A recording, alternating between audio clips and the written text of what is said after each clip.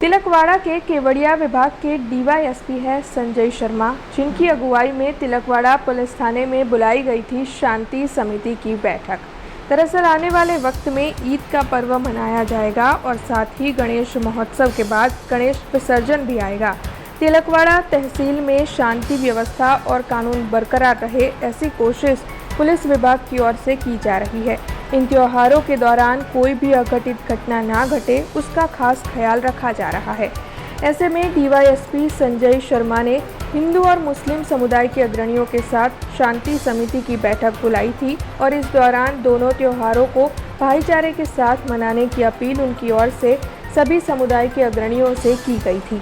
नर्मदा जिला पुलिस वतीथी हूँ तमाम जाहिर जनताने आज एक अपील करूँ छूँ कि नजीकना समयमां ज आपણા બે તહેવાર આવી રહ્યા છે બંને ધર્મોના।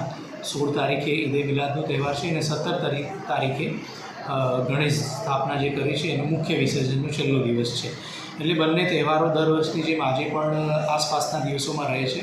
એટલે મારે બંને ધર્મના લોકોને એ પોલીસ વતીથી એક અપીલ છે કે બંને એકબીજાના ધર્મનું સહકાર કરે, એકબીજાના ઉત્સવનો સહકાર કરે અને શાંતિપૂર્ણ માહોલમાં આ બંને ધર્મ સંપન્ન થાય તે રીતે એકબીજાનો સહકાર કરે અને કાયદો વ્યવસ્થાની જાળવણી રાખે।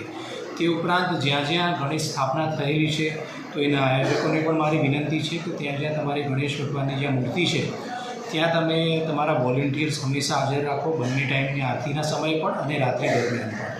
તે સિવાય મારી એ પણ અપીલ છે કે જે સોશિયલ મીડિયાના કારણે પણ બંને ધર્મો વચ્ચે ક્યારેક ક્યારેક ક્લેશ થતો હોય છે, તો આપણા ध्यान पर कोईपण એવું कोई ट्वीट के એવું सोशल मीडिया कंटेंट आए तो એને આપણે અત્રેથી કોઈ પ્રતિક્રિયા ન આપવી, આપણે એમાં કંઈ જોડાવું નહીં કે આપણે એ પ્રકારની બીજા ધર્મનું અપમાન કરે એવું કોઈ પણ કન્ટેન્ટ સોશિયલ મીડિયા પર મૂકવું નહીં, પરંતુ એકબીજાને સહકાર આપતા એકબીજાની જે એકતા જળવાઈ રહે એ પ્રકારે લોકોને અપીલ કરતું તમે સોશિયલ મીડિયા પર ધ્યાન રાખો અને બંને ધર્મના જે પ્રોગ્રામ છે, જે કાર્યક્રમો છે, જે ઉત્સવ છે એ શાંતિપૂર્ણ પૂર્ણ થાય એ માટે હું તમામ જનતાને અપીલ કરું છું। અને કોઈપણ નાનામાં નાનો બનાવ જો તમારા ધ્યાનમાં આવે તો તાત્કાલિક પોલીસનો સંપર્ક કરવો અને તમારે જાતે કોઈપણ કાયદો વ્યવસ્થાની સ્થિતિ દોડાય એવું કોઈ પગલું ભરવું નહીં। हमसे जुड़े रहने के लिए हमारे YouTube चैनल को सब्सक्राइब करें और नई वीडियो की नोटिफिकेशन के लिए बेल आइकॉन को दबाएं।